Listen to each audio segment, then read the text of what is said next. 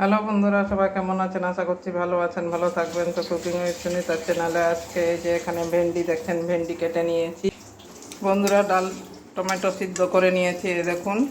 এবারে নামিয়ে নিচ্ছি, কড়াই বসিয়ে দিয়ে কড়াইয়ে তেল ঢেলে নিচ্ছি।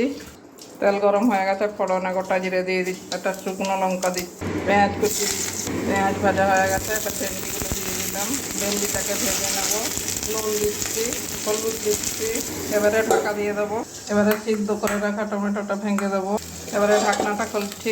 এই যে ভেন্ডিটা আমার সিদ্ধ হয়ে গেছে, এবারে ডালটা ঢেলে দিয়ে টমেটোগুলো ঢেলে দেবো, ভালো করে মিশিয়ে নেব।